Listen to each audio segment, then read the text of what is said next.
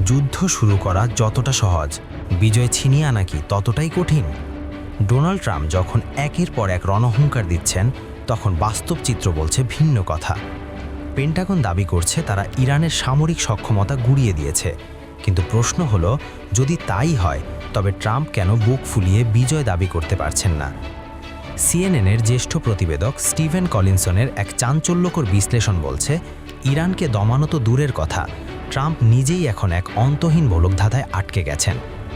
আজ আমরা বিশ্লেষণ করব সেই অকাট্য কারণগুলো, যার সামনে মাথা নত করতে বাধ্য হচ্ছে বিশ্বের সবচেয়ে ক্ষমতাধর দেশটিও।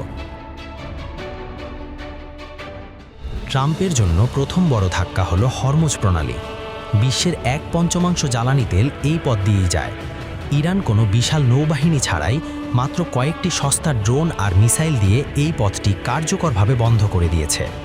মার্কিন নৌবাহিনী চাইলেই এখানে প্রবেশ করতে পারছে না, কারণ ইরানের অ্যান্টিশিপ মিসাইলের হুমকি।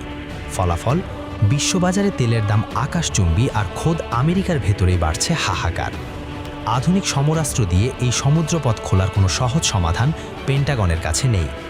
ইরান এখানে তার কৌশলগত জয় ইতোমধ্যেই নিশ্চিত করে ফেলেছে। ট্রাম্পের দ্বিতীয় বড় ব্যর্থতা হলো ইরানের শাসন ব্যবস্থা ধসিয়ে দেওয়ার পরিকল্পনা।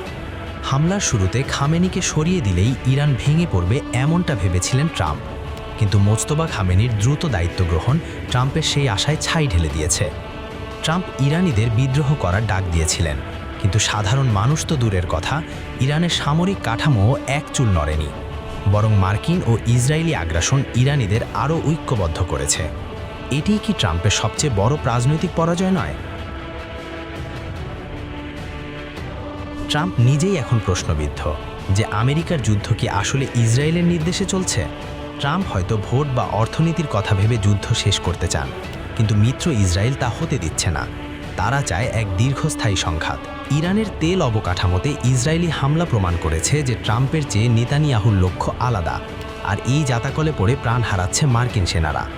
ইতোমধ্যে 7 জন আমেরিকান প্রাণ হারিয়েছেন, যা ট্রাম্পের নিরাপদ আমেরিকার দাবিকে উপহাস করছে। ট্রাম্প বুক ফুলিয়ে বলছেন তিনি ইরানের পারমাণবিক কর্মসূচি ধ্বংস করেছেন, কিন্তু বিশেষজ্ঞরা বলছেন উচ্চ সমৃদ্ধ ইউরেনিয়ামের স্টক এখনও ইরানের হাতে। অর্থাৎ ইরান চাইলে যে কোনো সময় আবারও শক্তিশালী হয়ে ফিরে আসতে পারে। অন্যদিকে খোদ আমেরিকার ভেতরেই শুরু হয়েছে অস্থিরতা। ইহুদি বিদ্বেষ আর সহিংসতার ঘটনা ট্রাম্প প্রশাসনের স্থিতিশীলতাকে চ্যালেঞ্জ জানাচ্ছে। ট্রাম্প যে যুদ্ধের আগুন জ্বালিয়েছেন, তার তাপ এখন হোয়াইট হাউসের দরজায় কড়া নাড়ছে। যুদ্ধের শুরুটা হয়তো ট্রাম্পের গায়ের জোরে হয়েছিল, কিন্তু শেষটা তার নিয়ন্ত্রণে নেই। বীর দর্পে দাঁড়িয়ে থাকা ইরান প্রমাণ করে দিয়েছে যে শুধু আধুনিক অস্ত্র দিয়ে একটি জাতিকে কেনা বা হারানো যায় না। ট্রাম্প কি পারবেন এই গোলকধাঁধা থেকে সম্মান নিয়ে বেরিয়ে আসতে, নাকি এটিই হবে তার ক্যারিয়ারের সবচেয়ে বড় কলঙ্ক?